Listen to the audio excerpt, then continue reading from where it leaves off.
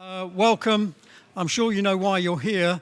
I'm David Sanders. I'm a member of the Government Department, and the head of department, Renee Lindstadt, asked me to introduce Gary this evening. Just a bit of background. First, a bit of housekeeping. Can you make sure your mobile phones are turned off? My main first point is simply to do a little bit of boasting on the Government Department's behalf. I promise to be brief. We were awarded this Regius Lecture Professorship in 2013 as part of the Queen's Jubilee. There were only 12 of these professorships awarded across the entire university sector, and this was the first time that a Department of Government, a Department of Political Science, had actually been awarded one of these professorships. So we were pretty pleased that we got it. And we have a Regius Professor of Political Science, who I happen to be, purely because I've been around longer than anybody else in the department. And we decided that we would have a much more interesting prospect of trying to invite really stellar speakers from across the world to come and speak once a year as part of this Regius Professorship celebration. And that's why we've got Gary King come tonight. We wanted somebody from the best political science department in the world, which is Harvard, from where Gary has come in the last couple of days. And I just wanted to give you a little bit of background about Gary before he actually takes over and talks about this fascinating subject that you've all come to listen to. I first came across Gary in the early 1980s. He didn't know me at the time. I was teaching at the University of Wisconsin. And he was a graduate student. Now, it's not often that academics talk to one another about graduate students and say, God, I've got this absolutely brilliant graduate student. Now, all of you who are graduate students should aspire to be like this, but this was Gary. The faculty at the University of Wisconsin-Madison were always talking about this star student that they'd got. And of course, it turned out that he was an absolute star. And I've come across his work several times during my career that's informed the work that I've done. And I'm just going to very briefly run through that because this is just what I know about. And I'm sure there are squillions of other things that he's been doing as well. I learned about how to do cross-sectional time series analysis from him. I was doing it with an economist here in the UK, and we discovered that Gary was about 3 years ahead of us in the methodology that we should be employing. This was in the early 1990s. I then, when I was editor of a journal, was persuaded by Gary to introduce a policy of replication data sets. This has become a really important principle, a really important resource for political science worldwide. This was Gary's initiative. Later on in the 1990s, came across his book, which became mandatory reading on all political science courses throughout the world, basically telling qualitative researchers that they couldn't ignore the principles of scientific rigor, and that they'd got to observe the same rules as everyone else, even if there were special ways of doing it, which the book then told them how to do. Later on, when I was figuring out multinomial logit models and wondering why I couldn't interpret the coefficients, along comes Gary with a program called Clarify, which told me how to interpret these coefficients. Later on, I learned about text analysis from him, not directly, this is from reading his work. He was one of the early pioneers of text analysis and probably has taken text analysis further than anyone else. And of course now, he's moved on to human rights in China, which is what he's going to talk about tonight. It really is an extraordinary variety, range, and depth of work that Gary King has engaged in.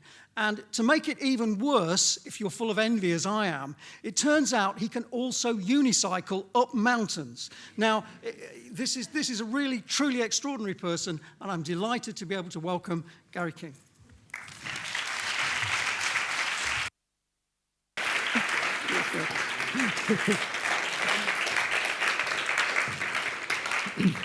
Actually, I think you should just keep going for a while. I was really enjoying this. So I'm not sure what you're all doing here. I thought the Regius Lecture was I would talk to the Regius Lecturer. But anyway, thanks so much for coming. I appreciate it very much. It's great to be in the political science department across the ocean. I'm going to talk about this. And I thought I would start by talking about how it is I came to study this, because I don't know Chinese. I have never taught a course on censorship. I'm not an engineer, but I do things backwards sometimes. So where did this come from? So my graduate students, Jen Pan and Molly Roberts. Jen is now at Stanford, and Molly is at UCSD. They're terrific, by the way. we were studying automated text analysis. We weren't studying censorship. We weren't studying Chinese. We weren't doing engineering. We were studying automated text analysis. So what is that? We were studying social media. So what's social media? From our perspective, social media is the largest increase in the expressive capacity of the human race in the history of the world. Any one of you can write a social media post, and at least potentially millions and millions and millions of other people can read it, which is pretty cool. However, there isn't any one of us that can read all the social media posts that appear on the web. In fact, there's going to be 650 million social media posts written today that appear on the web, which is an enormous resource for research, which is really terrific. But we can't possibly do it qualitatively by reading. The only way of doing it is to develop methods that will do it automatically. So I had developed some methods in the past. Some of them actually were patented by Harvard and licensed to a startup company called Crimson Hexagon. They go, and I helped that company get started, and they go around the world, and they've collected now more than almost 1 trillion social media posts, and they do brand monitoring and stuff like that. But why am I telling you that? I'll tell you why. The reason why is because we thought we would push forward some other methods of automated text analysis. No Chinese, no nothing, right? Nothing related to this talk at all. But how were we going to do that? The way that we thought we would do it is we would push the methods until they break, and then if we could figure out where they break, then that would give us a clue as to how to advance the methodology. So how do you push the methods until they break? So we thought we'd develop these methods for English. We thought, let's try them in a different language. In fact, let's try them in Chinese. Chinese works completely differently, right? So it seemed like a good idea. So we called up that startup company. We called up Crimson Hexagon.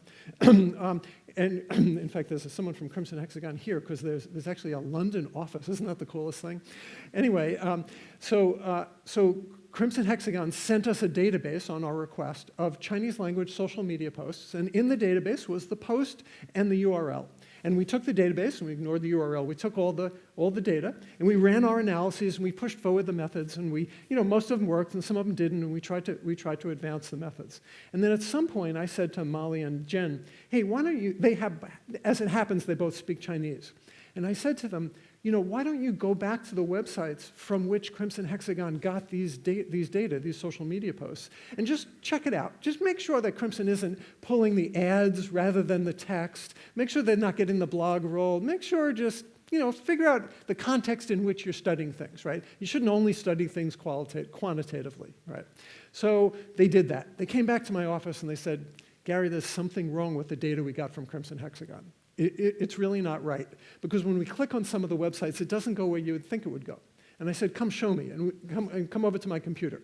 So we're at my computer, and we're clicking on websites. Right? We're clicking on the URLs in the Crimson Hexagon database. And we click on some of them, most of them, and it goes back to the original post. And just like you would on Twitter and Facebook or whatever, you go back to the original post, and you see the post, and it's in context, and you understand the whole thing. Right? And then sometimes you click, and nothing happens. You would just wait. Well, that happens to websites all the time, so that wasn't an indication of anything. And we kept clicking and clicking, and then we clicked one, and it said, this post is being investigated. Investigated? A social media post? Investigated? What is that about? And we kept clicking and clicking until we realized that Crimson Hexagon had the ability to download social media posts before the Chinese government could read and censor them. So we had the entire corpus. Now we figured out what the method was. No one really realized that we were even doing this, that Crimson was even doing this. So then we had the entire corpus of social media posts in Chinese that the Chinese people couldn't read because they weren't allowed, but we could. We had all of them. We had the whole censored corpus of Chinese language social media posts. So we figured, let's forget that little study we were going to do of automated text analysis.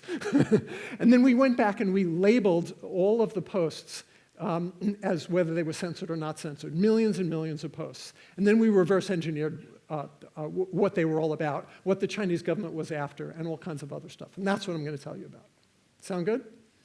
Okay, good. If not, the same door, just so you know, they locked it, okay? If anybody wants to interrupt me, you should feel free, as long as you have a question. Okay, so I'm going to talk about an observational study of censorship, which appeared in the American Political Science Review. I'm going to talk about an experimental study of censorship and a participatory study, which I'll explain when I get there. And that was in Science. And then the reason we actually did the study to begin with are the methods in these papers, but I'm not going to get to talk about those unless anybody flinches, in which case I'm happy to. So to put it in context, what's Chinese censorship? Chinese censorship is the largest selective suppression of human expression in the history of the world. Selective suppression. Obviously, there's wars, genocide, and all kinds of other ways of suppressing human expression. But this is selective. They censor some posts, they don't censor other posts. It is implemented manually, that is by hand, within a few hours of posting. It's implemented by maybe a couple of 100,000 people. Chinese labor is not all that expensive. And these people are located inside governments and also inside social media firms. And the government requires the social media firms to hire the censors. By the way, that is not different from the US or the UK or most of Europe, where the largest social media companies, a majority of their employees are actually censors. They're not the highest paid employees, but they actually take, now you might say, well, what do you mean censors? Like, we don't censor things, but we take down things like child pornography, right? Right? And the Chinese government, of course, they would say, no, that's censorship, right? We would say, no, that's illegal. And they would say, yeah, that's what we do, right?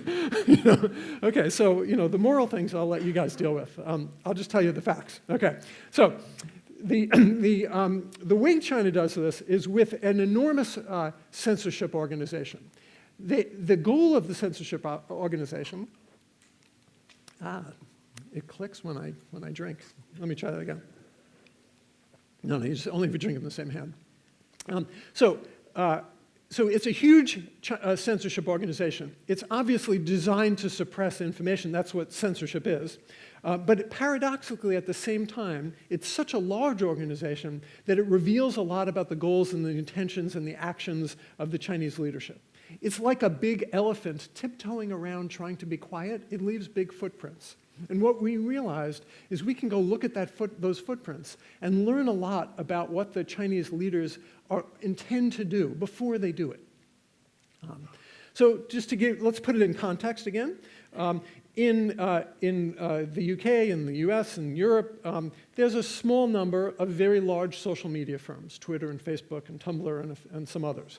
In China, there are, those firms, by the way, don't get into China, but there are firms that approximate those. They're sort of fake Twitter and fake Facebook, but they're as big as those.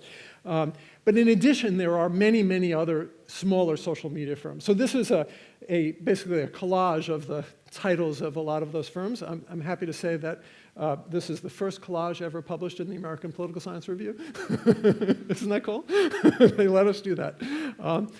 And then this will give you a feel for the size of these firms. And the basic message of this beautiful graph, I think, is that there's a very long tail. So studying Chinese language social media is difficult because there's so many different sources. And to really get a feel for it, you really want to study a very large number of them. So we studied almost 1,400 different sites. And you can see this very, very long tail in terms of the size of the firms. So the goal of censorship makes social media actionable. That's what I'm going to show you and convince you of in this talk. Now, just to put it in context again, everybody knows the goal of censorship, right? The goal of censorship is to stop criticism and protest and collective action about the state, its leaders, and their policies, right? This is what we knew. This is what everybody else knew. This was what the whole literature said. This is what the entire activist press said. This is what all the countries that criticized China for having censorship said. This is what activists in China said, and the first thing we learned is it was completely and utterly wrong. Okay, so we took the data, remember we had the data, with a big pile of censored posts and a big pile of uncensored posts, millions and millions of them, and we were trying to figure out what the differences were. And looking at them through sorry, I'm pointing that way, but looking at them through this lens didn't clarify anything. This was wrong. Now, this didn't make any sense to us. But we had so many posts, we couldn't just read them and decide what the answer was, right? Anybody that says big data means that theory is no longer necessary is nuts, right? Unless you have a theoretical lens, you have no way of making sense of the data. And if they double the amount of data, does that help? No, you're in even more trouble. Okay, side point. So if that wasn't the goal, we asked ourselves over the course of about a year, what could be the goal? And we looked for different ways of designing a lens to look at the data, different telescopes to look at the data, different categorization schemes. And this one didn't work, and this one didn't work, and this one didn't work. I'll tell you what worked. What worked was taking the crossed-off sentence and dividing it up in two. What could be the goal? It could be to stop criticism of the state, or it could be to stop collective action, protest against the state. And what we learned by separating these out was all of a sudden everything clarified. We learned that the first was wrong and the second was right. So let me tell you what wrong means. So wrong, the first surprise was you can criticize the government, its leaders, and their policies. You can say whatever you like about them. You can say the leaders of this town are all stealing money. Here's how much. This is the accounts that they have them in overseas, and this is how much they have in those accounts. You can say the leaders of this town all have mistresses, and here are their names. That won't be censored. That's pretty cool, isn't it? Okay. However, if you say, and let's go protest, that will be censored.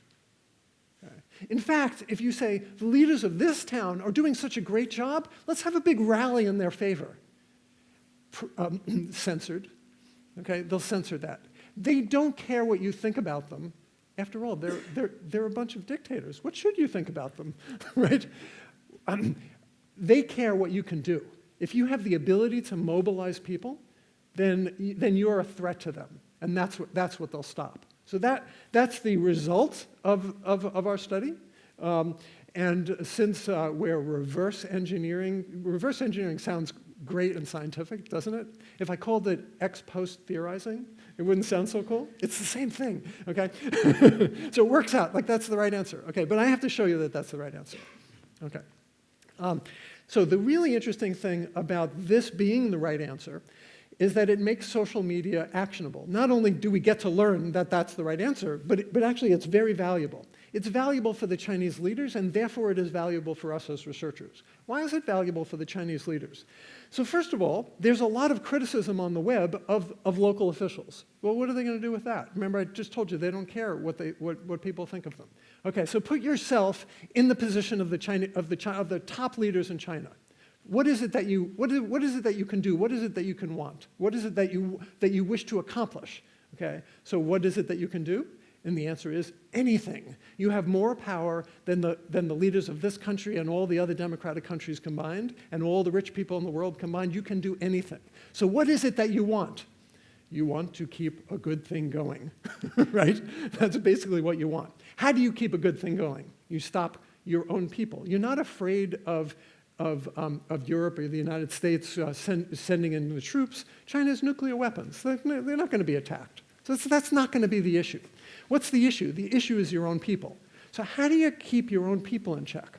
What do you do? What operationally do you do? First thing you have to do is there's 50,000 towns and cities across China.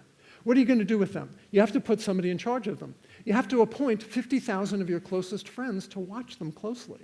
In fact, the way the Chinese system works, it's 100,000 because there's the head of each government and the head of the Chinese Communist Party. So it's like the number 2 and the number one person. So how are you going to do that? So you appoint a bunch of people you know, and then you appoint people they know, and appoint people they knew. And what happens then? Well, you put the people in charge of these governments, and then they start stealing money because they're all corrupt. You know sentences like that, like those are exaggerations? Apparently, this is not an exaggeration with respect to China, okay? However, there's degrees of corruption. If you steal too much money, then the people in that town might be really upset, and they might start to protest. And the protest in that one town might spread to the next town or spread to the next town, and that might get you in trouble. That is, you might lose your job. And so what do? You watch the local leaders who run the 50,000 towns and cities across China, and if any of them have too much objection to their rule, too many people are criticizing them, let's say on social media, then you just take them out, right?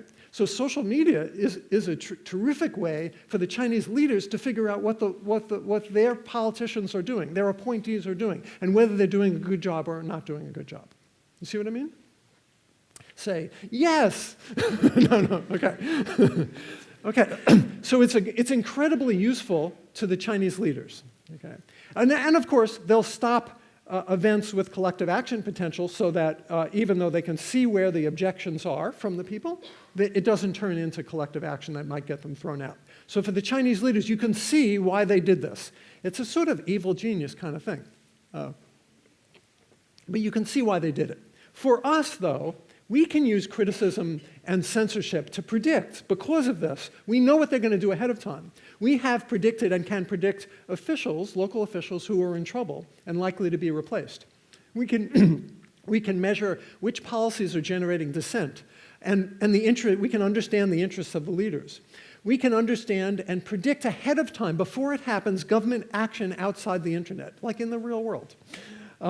We have predicted dissidents to be arrested before they're arrested, peace treaties to be signed before they're signed, scandals that are going to emerge before they actually emerge. We don't actually know what the scandal is, but we know something's up.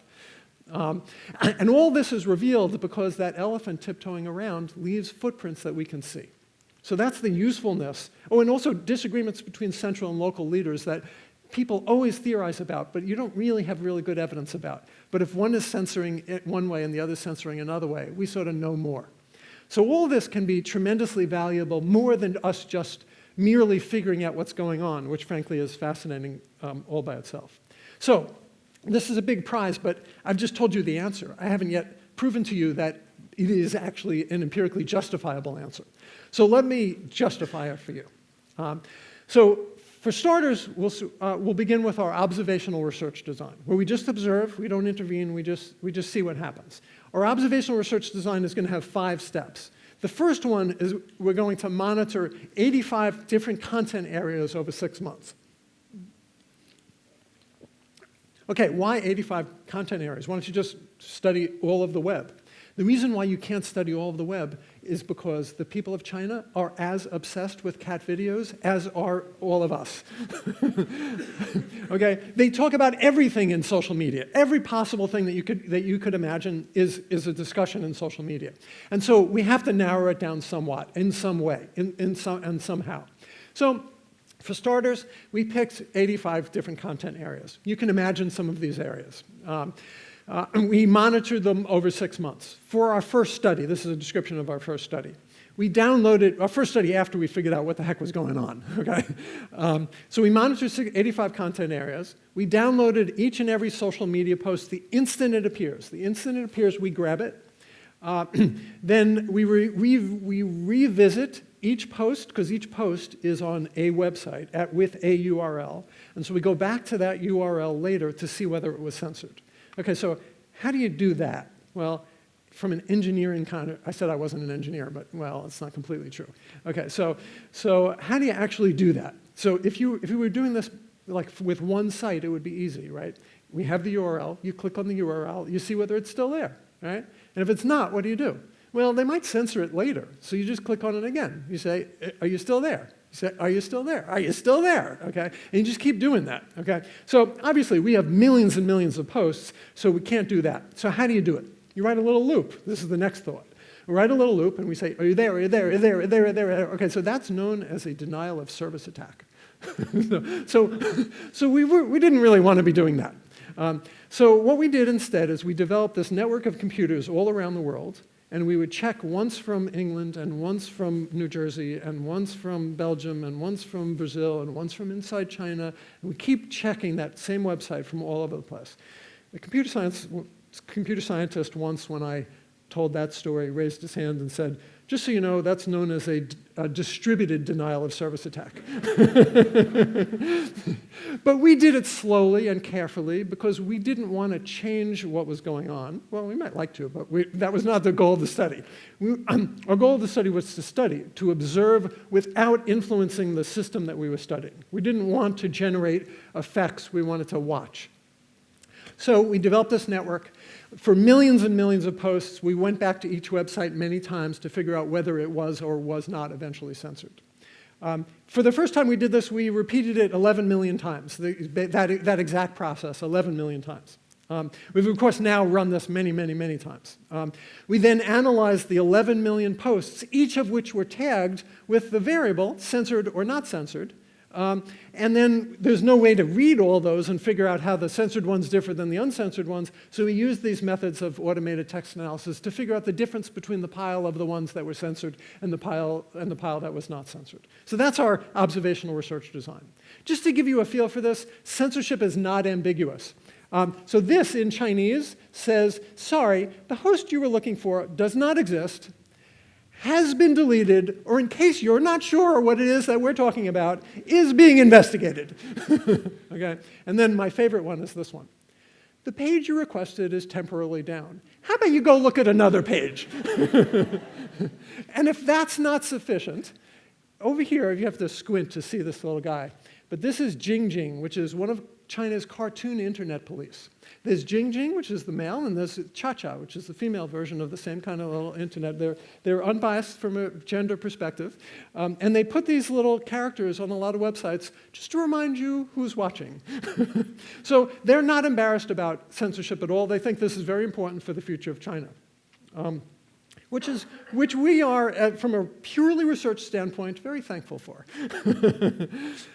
Okay, so the censors are fast, but they work by human reading, and we work by computer, so we're faster.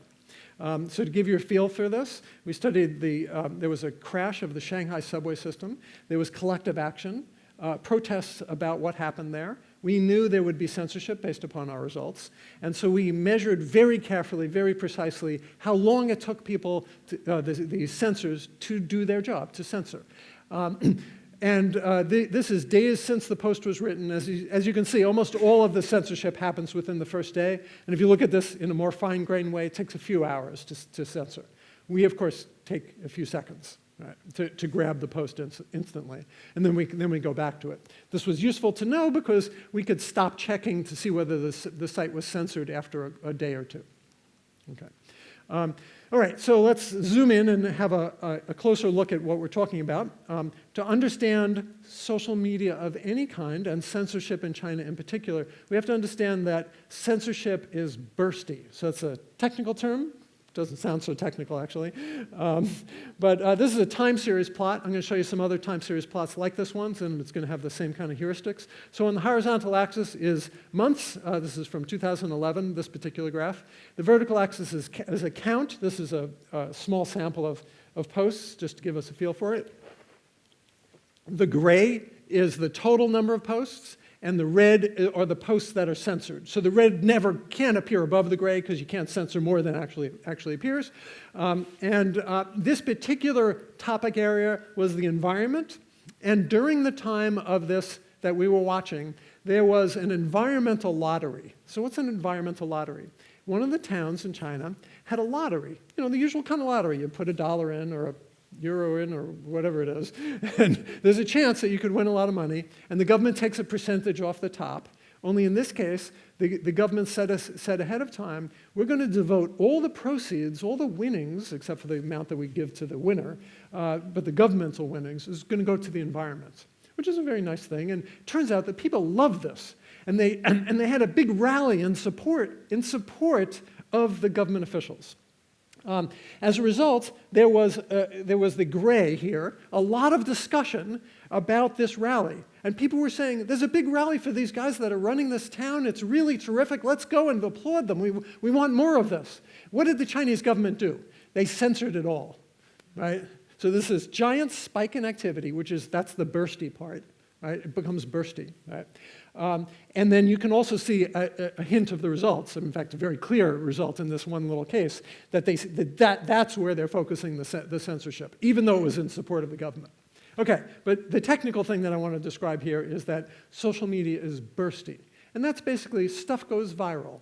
And that's a fundamental nature of social media. If you want to look and understand social media, you have to pay attention to what goes viral, what everybody's paying attention to. Okay, so since we wanted to pay attention to what people were paying attention to, we needed to measure viralness or burstiness. And so that's exactly what we did. We developed a method to automatically detect the bursts, and we found in our 85 topic areas 87 different volume bursts. So in some, there were, like this one, there was one big burst. In some, there's two bursts. A couple, there were three bursts. Some, there were no bursts. Overall, we found 87 bursts in the 85 topic areas.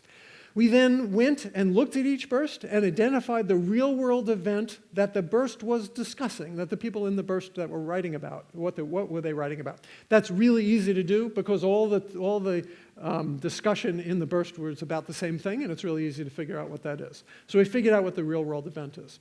And then here's our hypothesis. The government censors all the posts in the volume bursts associated with real-world events that have collective action potential. So if the event in that, so first of all, you look for the burst.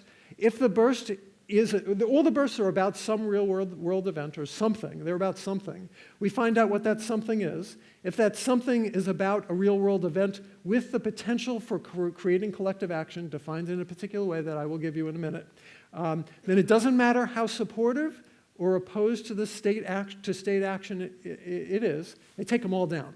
They get rid of that whole burst. So that's our hypothesis. You already know that this is actually going to work out, right? Okay. Okay. So I'm going to show you this in a few different ways. First is the volume. Okay, so we begin with 87 volume bursts in our 85 topic areas, and then we have to measure censorship. We should have just used percent censorship, but what we adjusted for the baseline in different topic areas turns out not to matter that much. But anyway, we call it censorship magnitude. If the goal of censorship is to stop collective action, we would expect, on average, the percent censored, or censorship magnitude, should increase during volume bursts, and some bursts should have a lot of censorship, particularly associated with politically relevant events. So here's a histogram of all of the data, basically, of the censorship magnitude, that is how much censorship there is, across all of the bursts. And 0 is the mean, basically. And you can see for most of these, there's sort of a normal distribution around baseline. And then there's an enormously long right tail, which is not normal, right? Or not a normal distribution anyway. So that's the first hint that something's going on. But we got to zoom in further to figure out what it's doing. And so what I want to do is now categorize the events that are in this tail, and all the events, of course, and figure out what they were, and then we'll look at this histogram again. So first, let's look at a classification of the events generating the bursts, the events that generate when things go viral. Okay. So our event classification is going to work as follows. Inside each event, the posts could be for or against the government, or they could be unrelated to the government. But we're going to have different categories. The first category is the one I've been talking about, which is events with collective action potential, the potential to generate protest on the ground. Right? How do we define this? We define this as protest or organized crowd formation outside the internet. So that is, there's real protest right now on the ground, and so yeah, that has potential to generate protest if you post more because there already is protest on the ground. That's easy. Second is, if the event, the burst, if the event related to the burst is about individuals who have organized or incited collective action on the ground in the past, then the government don't want that either. Okay? So they're going to take that down as well, because that's also, that clearly those people have demonstrated the ability to move crowds. They have collective action potential. And the third one are topics related to nationalism or nationalist sentiment that have incited protest or collective action in the past. Those are the three things that we define collective action, how we define collective action potential. This is very easy to tell once you have the event. In fact, we did intercoder reliability studies and literally 98.9% agreement on these, so it's not ambiguous. You can really tell whether the events are related to collective action potential. Now, as a side point, imagine you're in charge of the censorship operation, and you have 200,000 people that you have to communicate to. Think of undergraduate research assistants, okay? Only you have 200,000 of them, okay? And you have to convey to them how it is they're going to censor. And I mean, what are the options? How could you describe to them, if the person writes a post in the following way, then you take it down, and what do you think your intercoder reliability would be on getting undergraduates, even at Essex, to agree, right? It would be very low. Okay? And suppose there were very, very low-paid Chinese workers. It would be lower than low. Okay? So I think they've solved that problem. They've solved that problem by taking down all the events, regardless of what the words are, if they're about an event with collective action potential. So that actually solves that problem in a very interesting way. Okay, anyway, that's category 1, collective action potential. Now, there's one thing I haven't told you yet, which is that this category is censored, but there's 2 other categories, much smaller categories that are censored that I just want to tell you about now, and then we'll get them out of the way. Second one is my favorite in the category of weirdness. You can criticize any leader of China, no matter how high, unless the leader runs the censorship program, in which case, no. I don't even think the leaders of China were aware that this is true. I have no evidence of that. I just think it's true. and my megalomaniac hypothesis is that if we go back and study this again, now that the leaders have read our paper, which we know, that they'll stop it, and then we'll go study it again and it won't be true anymore. That would just be so cool, wouldn't it? But anyway, no, I don't want to change things, I just want to study them. Okay, so that's the second category. I mean, in the annals of things in the world that are inappropriate, this has got to be one of the weirdest, don't you think? Anyway, so that's the second one that's also censored. We can tell whether it's criticism of the censors. That is also not ambiguous. The one ambiguity, literally the one event we found that was ambiguous was a bunch of students that got together in a collective action protest, category 1, to throw shoes at the head of the censorship program, category 2. It literally was category 1 and category 2. Anyway, so that's 2. There's a third category, which is pornography. No surprise, every government in the world censors some kind of pornography, right? So the Chinese government does too. And just like in every government, there's also plenty of pornography on the web. By the way, you know it when you see it. It's not ambiguous. The intercoder reliability here is very high, okay? And of course, all the posts in the third category we retained for future study. I always worry that nobody's going to laugh at that joke.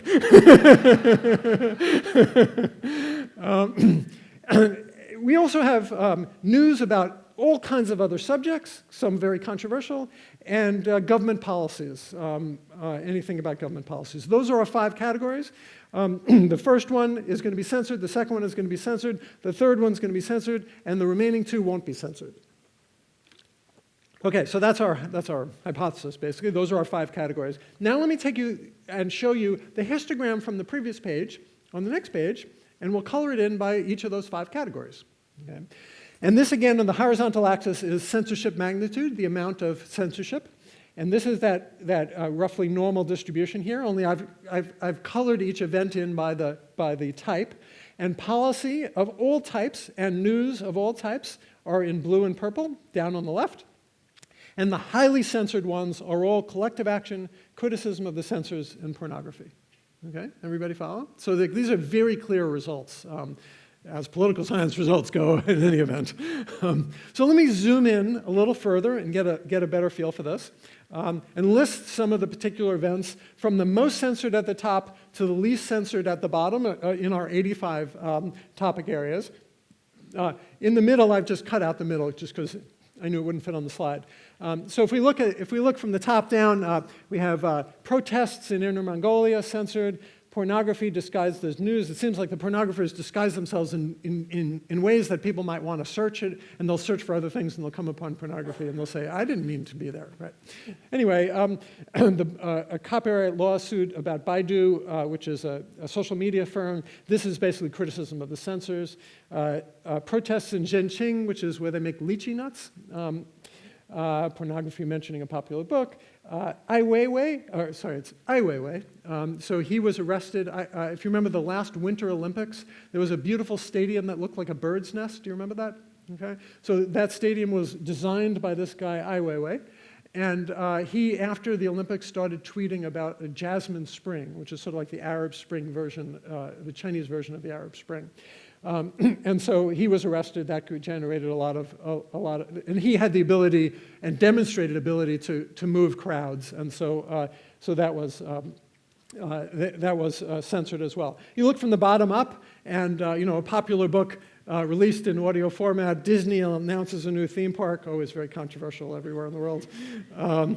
Solar company announces findings. Government increases power prices. Government increases power prices, right? That would generate protests in a lot of parts of the world. Generated no collective action, so there's no collective action. There's no reason to censor it, and they don't.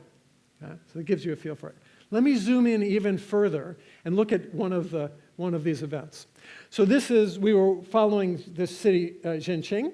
Again, that's lychee nuts. Don't forget Zhenqing, lychee nuts. There'll be a test afterwards. That won't be one of the questions. Anyway, so this is the level of discussion of this city. This is the level of censorship. And then, as it happened during our observation period, there were riots in Zhenqing. And there's a giant spike. And what did the censors do? They followed them right up the hill and took them all down. Okay. So let's look at another one. This is, we were following Ai Weiwei, who was a controversial figure. We knew about him, very popular. This is the discussion about Ai Weiwei. And then he was arrested. There was an enormous spike of activity. And again, the censors went right up the hill, and they took it all down. They didn't want any discussion of him on the web. It doesn't stop people from talking about him, but it certainly must have had an influence, because there were a lot of people that didn't get to see those posts. So it limits the viral activity, basically. Let's look at some other areas which didn't have collective action potential by our definition, but were pretty controversial. So how about the one-child policy? Imagine a government telling you how many kids you're allowed to have. Okay? Now it's a two-child policy, but in any event. So there were volume spikes about a one-child policy. It was an incredibly controversial issue. It remains a very controversial issue. There was speculation that the policy might be reversed, and there was an enormous spike of discussion about this topic, but there was no protest on the ground. There was no sense in which there was going to be a protest. It wasn't connected to any dissident that had generated collective action on the ground in the past. And so the government just let it go. No big deal. How about power prices, which, as I mentioned, create protests in lots of parts of the world? Lots of discussion on the web, lots of discussion virally, but nothing connected to collective action. And so you see censorship stays relatively flat despite the spikes. Okay. All right, so one methodological slide.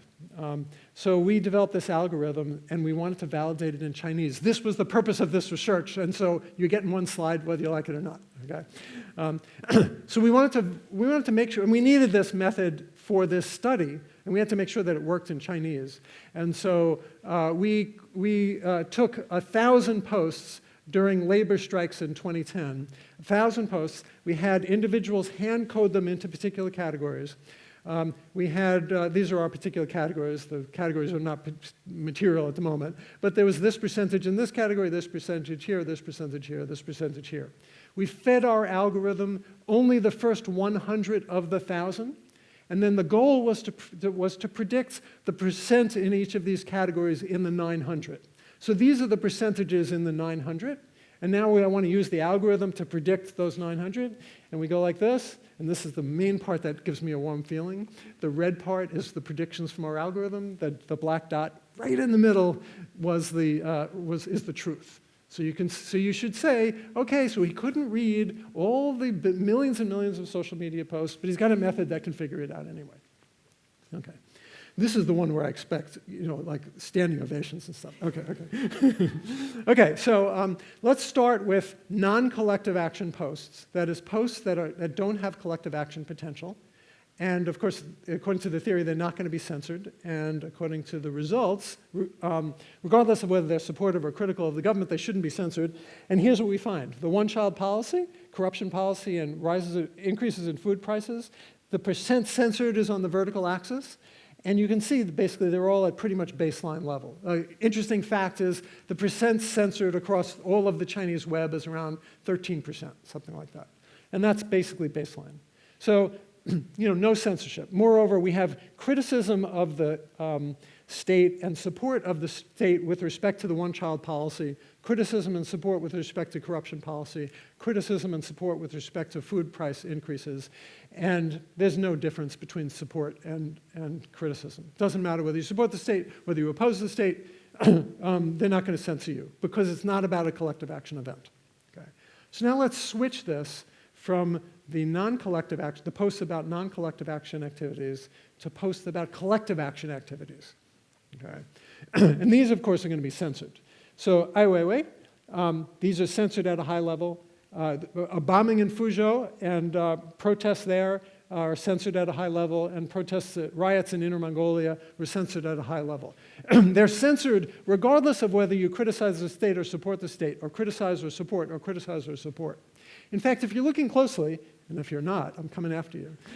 If you're looking closely, you'll see that the ones supporting the state here were actually censored more than the ones criticizing. Same thing over here. Why is that, you might ask? That's pure chance, so far as I can tell. It's pure chance. It's just, as it happened, more of the people that were writing about Ai Weiwei were supportive of what the government did in arresting him than the ones who were criticizing him. I mean, that's maybe an interesting, I think it is an interesting fact, but the government didn't care what the people thought. They just took it down, right? Okay. Okay, so that's our observational study. Now I want to tell you more quickly about our 2 additional studies. Right. The first one is a randomized experiment where we're going to really be able to nail down causal inferences. And the second one is our participatory study that I'll describe in a second. So, our randomized experiment. Here's what we're going to do. We're going to select 100 of the top social media sites, which accounts for the largest number of posts. We then created 2 accounts in each, not with real people, okay? Doing this required, for the most part, or many times in many places, local telephone numbers, local addresses. You had to be local in order to sign up for the account, like be local on the internet. So I'm only saying that just to convey the logistical challenges of creating 200 websites, creating 200 accounts on social media sites all across China, okay? And that's all I'm going to say about it. Okay. Then we wrote 1,200 unique social media posts, some about events with collective action potential, some not. Some supportive of the government, some not. Now, how do you do that? If we were running this randomized experiment and we controlled the universe solely for the purpose of learning about research, we would decide what the collective action event was. We would tell the Chinese people to rise up in this area just to suit our research purposes, and we would randomly assign them collective action events. Since that was not quite an option, instead what we did is we waited for the events to happen, and we randomly assigned the posts to be for the government or against the government, or about a collective action event, or about an event not related to collective action. So we had to wait until an event would happen. We had a large team of research assistants. Some we paid, in academia, right, the way you pay people is either with actual money or with credit. And so we actually had lots of both of those, but we also had a large group of people, often Chinese nationals, who desperately wanted to be part of our study, and we were thrilled that they wanted to be. And only under the condition that we just didn't tell anybody that they helped us. So we had lots of people. And what we did is when there was an event, a suitable event event suitable for research, is we sort of rang a fire alarm, and we all converged in the basement of our research building. And we got, well, we would normally get like a lot of pizza, but instead we got a lot of Chinese food. And we wrote 1,200 unique posts about these topics, okay? And unique means there weren't two that were the same. Not one of them was the same as any web that's ever appeared, as any post that's ever appeared on the web. And we checked them. We wanted to make we wanted to make sure that that none of them stood out, that they were natural, right? That they really fit, that people who spoke Chinese would understand them, and that they wouldn't think, "What's this about? This must be some crazy researcher." Okay. So we then submitted the posts randomly assigned to the different types. Okay. And then we checked on censorship from this network of computers that we developed around the world. Okay. I'm going to tell you about the results. But before the results, I want to tell you about our participatory study, because that was how we figured out what experimental study to run. So what's a participatory study anyway? So let's think about how you run an experiment like this. You got to figure out what's going on. You got to do some qualitative research to figure out how censorship works. Otherwise, you would have no idea what even to study, right? You know, like all research involves some of that kind of ethnography or participant observation or something, okay? So how do you figure out how the censors censor? Well, right now, before our study, the method was you ask people. There's 200,000 of them, or at least a lot of them, and you can sometimes find them. Occasionally people would come to my talk and raise their hand and say, you know, by the way, I worked as a censor. Now, and some of them will actually talk to you, and you can ask them questions, and they'll answer your questions, and you can take the answers, but it's not entirely clear what you do with those answers. Somebody whose job it is to mislead you and to stop the flow of information, you're asking for information, and they tell you something. What do you do with that, okay? It's just not entirely clear. So what did we do? What we needed to do was change our sources' incentives. They didn't have any incentives to help us. Right? They wanted to keep their job, right? And most of them, of course, most of them, you know, most of them didn't. We didn't speak to most of them, of course, but, you know, people didn't really they didn't necessarily want to talk to us. So our goal, and what we needed to do was change our sources' incentives. How do you change their incentives? Well, you could offer them $1 million to tell you the truth. Not an option, okay? You could threaten no, that's not an option either, okay, so how do you do this? Okay, so we found a way to change their incentives. Let me describe. Okay, so here's how it started. So first thing we did is we realized China is a communist country. It is also, as it happens, a capitalist country. We used that. So we created our own social media website in China, parallel to all the other 1,400 websites. How do we do this? Well, we purchased a URL. Like, we just buy it. It's on the open market in China. You just buy it. And then there's 1,400 websites, but there are not 1,400 separate programming teams programming them all separately. There's a small number of companies that develop the software that will license them to the different social media sites. So we asked, would they license it to us?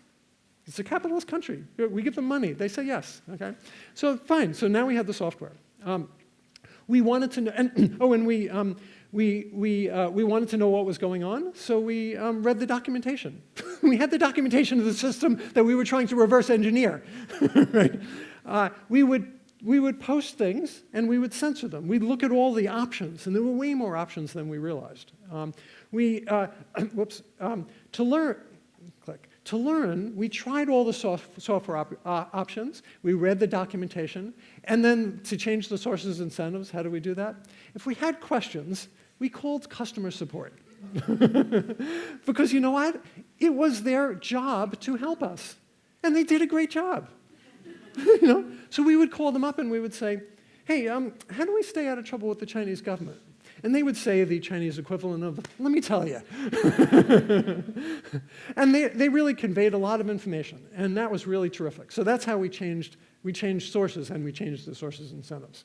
We learned from that the mechanisms of censorship. Here's how it works, okay?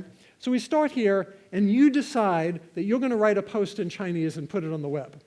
And that's this. So it could be published immediately, or it turns out there's one more step here that I haven't shown you, which is it could be held for pre-publication for review. If you use certain keywords, it would be automatically, it would be automatically filtered into this category. Up here is the part that I've told you about so far. If you publish it immediately, it could remain online, or it could be removed, usually within 24 hours, and that'd be censored. However, a part that I haven't told you about is beyond the observational study, is down here. If you use certain keywords, then it gets filtered here for further review. And instead of the censors reading the posts and deciding whether to take them down, now they read a potential post and decide whether to put it up. So that's the way it works. We didn't know that. And of course, if you keep writing things that are censored, then your account gets blocked. And if you do that more than that, you're in big trouble, okay? This is a lot. 64% of the websites review some content. 40% of all submissions get reviewed in this way. So we really needed to study this. How do you study posts that get filtered before they appear?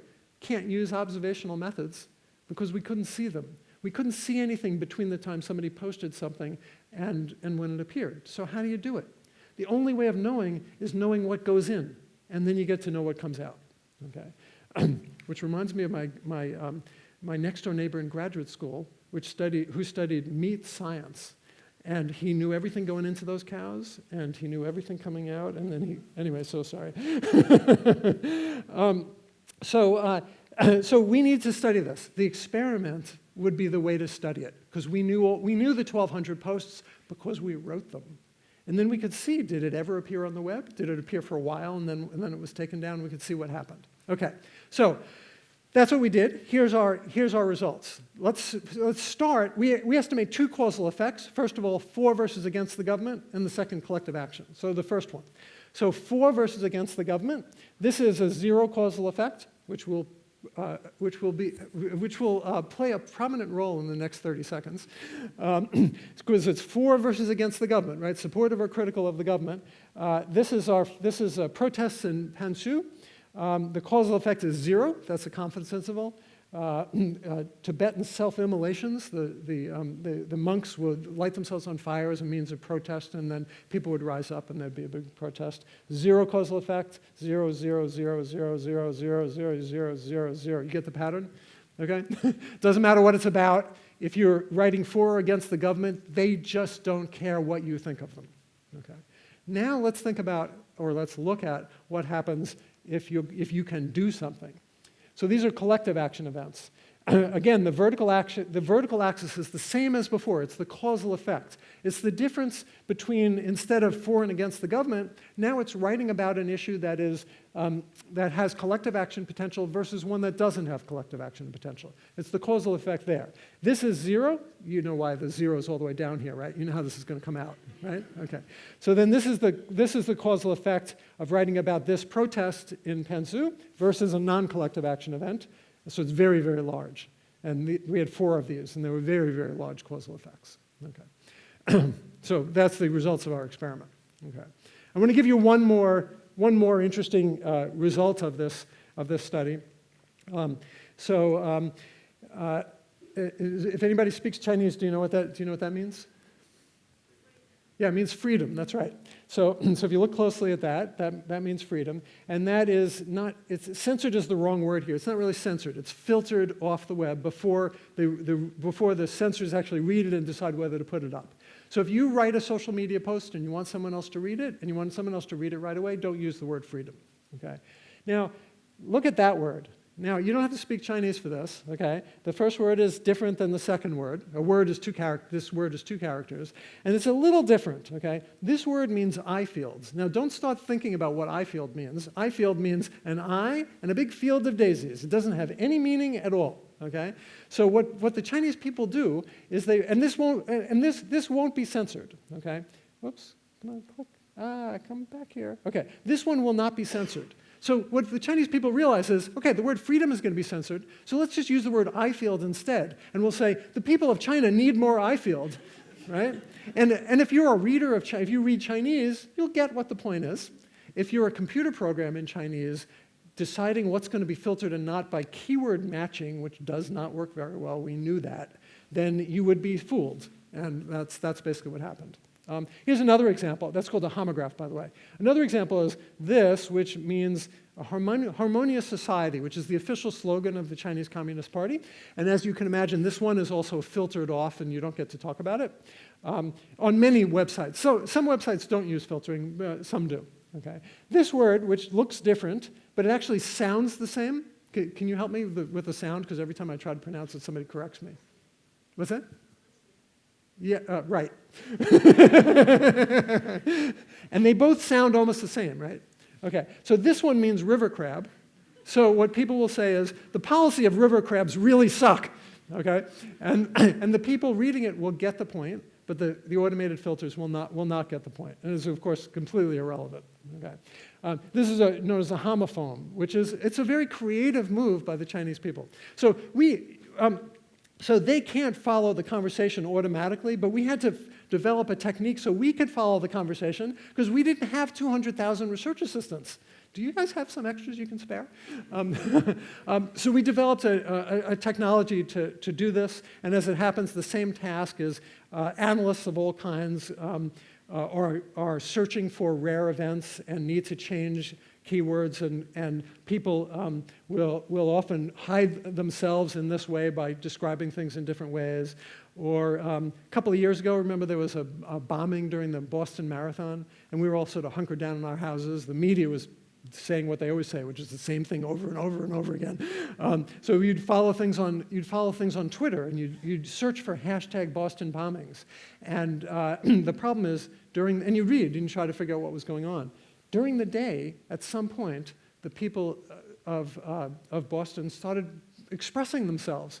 And instead of hashtag Boston bombings, they said hashtag Boston strong. And that's great because they get to express themselves. That's really nice. But it really pissed us off because we couldn't then follow what they were talking about, you know? So we developed this technology that would automatically surface these other words. This application is exactly the same as these applications technologically. People hiding in plain sight, look-alike modeling, like if you want to hire a political methodologist, which I highly recommend, you could search for that, or a data scientist, or a statistician, or an econometrician, or one of about 100 other words. How do you remember all those words? So that's look-alike modeling, or pretty much the starting point for almost all automated statistical analysis. Anyway, this is just an advertisement for another methodology that we came up with to discover those keywords. Okay, conclusions real quick. A quotable summary designed for quotation from this talk is the people of China, with respect to speech, are individually free but collectively in chains. Right? They are separated from each other, and but individually they can think what they want, they can say what they want, they just can't do it collectively. Social media, analyzed the right way, enables detailed, continuous, predictive modeling, successful predictive modeling of every Chinese government leader and policy and dissident and scandal, all kinds of things. We can predict state actions when other sources are completely silent. It seems to be applicable to other countries, and we're having a peek at certain other places. More news at 11.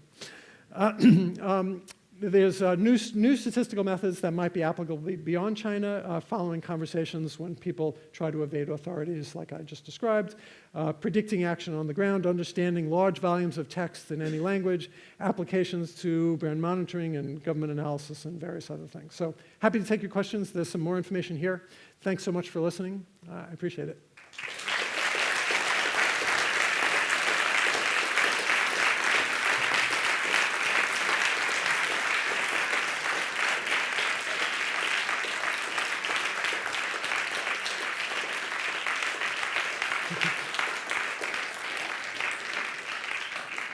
Don't let me stop you.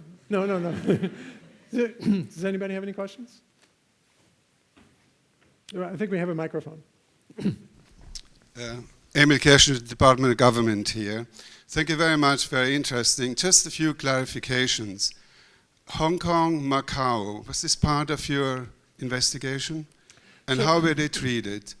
Secondly, perhaps related, the Northwest, the Uyghurs, and Tibet, of course, are very sensitive. To what extent could you observe there were specific strong measures taken there, anything coming up or later? And thirdly, the black unread, the corruption within Communist Party with Chinese gangs and so on. Did you have any observations on that? Thank you. So I truly appreciate the question because I think you see the potential of the methodology to answer questions like that. So I hope you'll forgive that I only have the answer to the first and not the second two. We looked to see whether they were censoring collective action just outside the borders of China, in Hong Kong in particular, and the answer is no. They just, even discussion in China, I mean, they're not censoring social media in China, in Hong Kong, but in China, when they discuss collective action outside, they didn't touch it. Now, that seems to follow the rule because there was no collective action in China about the Hong Kong protests. If there were, I think then they would stop it. And my guess is during the Hong Kong protests, they were watching very, very closely. So we've zoomed in and looked at some of these specific events, but we just haven't looked at the two others that you mentioned. So. Good evening. Sorry, go ahead. I'm up here next. Aleta Norval, Department of Government. Thank you very much for your talk. It was very interesting. I'd like to just follow up on the applicability to other countries. So my interest comes from an interest of understanding the nature of repressive states. And I think your analysis is obviously fascinating because it indicates, I think, contrary to to evidence in other cases of repressive states, that the Chinese state's not interested in pro or anti-government activity, which would be a clear qualifier in most other cases of repressive states that we know of. So what I want to ask you to reflect upon is just what it tells you about the specificity of the Chinese state as opposed to other forms of repressive state, and what relationship, if any, that has to the role of social media as well. So it's just both those areas. Thank you. So I don't have the results from the other countries that we're having a look at, but what we've learned so far is a lot about China, just as your question implies. And the main feature is that China has this enormous state capacity to do this operation. This is a huge operation. It's really just an enormous operation. There's censorship, well, there's some kind of censorship in pretty much every country in the world, but in the countries that we might be thinking about, Iran has censorship, and Russia has censorship, Saudi Arabia has, but they would do it in different ways. The ability of a state to selectively censor, obviously North Korea does a great job at censoring everything, but that's not very useful for them because they also stop all connections between people, and the economic and other value of social media and media is gone. Other countries, like Russia, say they're democracies, and therefore would be embarrassed about censorship and wouldn't do it in the open, and might do things like just go beat up bloggers. And so not admitting it, not doing it openly means they have just different capacities to go after it. And so they're completely different. In Iran, they have, it's much closer to a totalitarian kind of regime, totalitarian control of what goes on. They have a similar kind of situation as to China, and we know that there's been sharing of technologies between the two. So we have way more to go to really figure out what goes on, but just understanding the deep capacity that China has devoted, the enormous amount of money and time and resources to controlling the flow of information is really impressive. So I think I can't point unless our runner can run faster. Go ahead. If as a Chinese blogger I put something on this collective action field, am I in danger? Are you what? Are you in danger of being followed up? If you do it once, probably not. If you do it again, they'll censor you the first time. They'll censor you more. If you keep writing the same thing, they'll block your account. They'll make it difficult for you to create another account, and then at some point they will take down you as well as your posts. Now, the transition from censorship to physical action, we haven't written anything about yet. The total number of people actually arrested in China for this kind of thing, divided by 1.3 billion, is actually not a large number. any number, just to be clear, any number is a large number, but just, it's not as large as you might expect, is what I mean. But the Chinese government is not clear about where that line is, not at all. When we set up our own website, the Chinese government didn't come knocking on our door and saying, okay, here's the rules, here's a bunch of documents. No. In fact, if you go read the documents where the Chinese government says, here's what's allowed on Chinese social media, it's completely uninterpretable.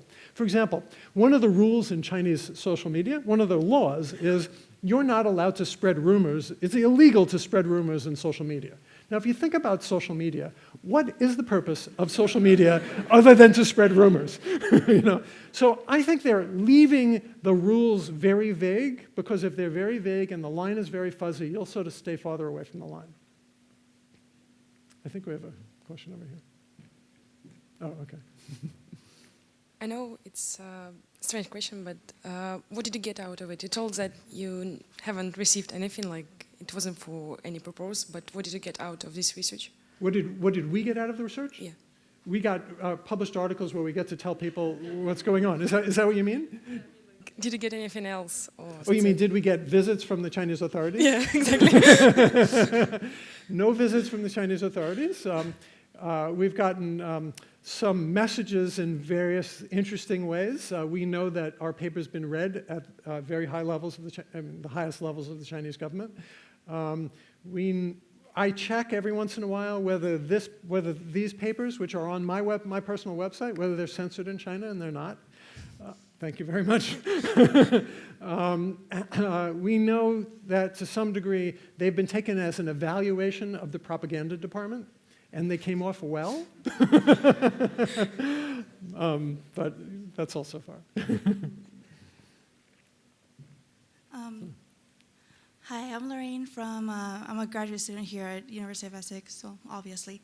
I have two questions. One is on the collective actions. Does the Chinese government also try to censor collective identity? There's a distinct difference. One is, of course, relating to the other, but the identity that we as the people of, do they censor that part, or do they just censor the action part, the collective action? And my second question, or topic that I want to know if you did any research on, is the countries that China influenced, like Taiwan. Do they enact censorship on those countries, those most like, even those decolonized countries, I would say? Do they enact censorship similar to what they do in their own government? You mean, do those other countries enact censorship? Is that what you mean? Or does China censor discussions of those other countries? China censored those other countries because China is still a large influence over their government, or more like a puppet government, I would say. So I would say to your two questions that the Chinese people are not, the Chinese government is not primarily censoring identity at all, but indirectly, actually, it has a big effect, I think. So they certainly censor things relating to nationalism or nationalist sentiment, because those are things that generate a lot of collective action.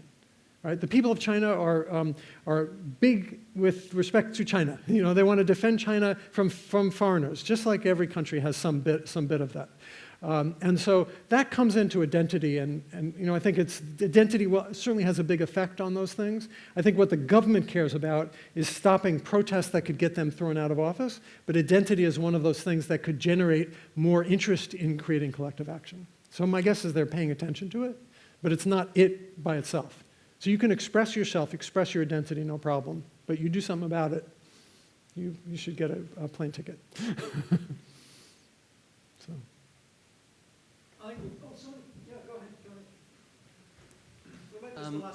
I have a question and a speculation regarding why the supporting posts are censored to a greater degree than the sort of opposing posts. What's the proportion of the posts supporting and opposing a particular topic?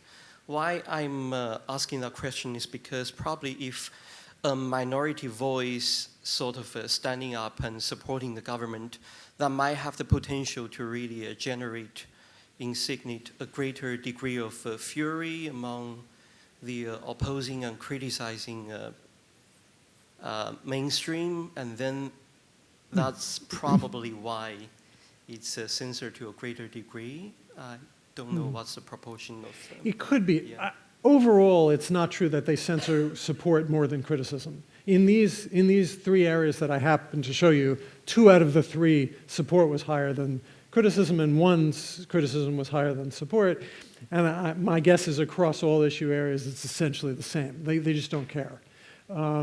There are, and then the degree of support for the government varies like in other countries. So some things they support, and some things that people support, and some things that people don't support. So. I'm going to bring an end to it now. Thank you so much, Gary. I think we all have been stunned by what we've heard. I certainly have.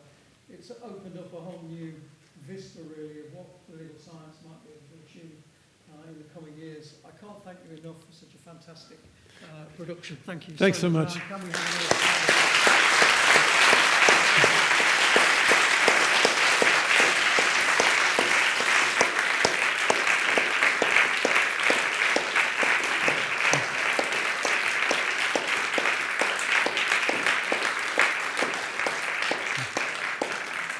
Thanks so much.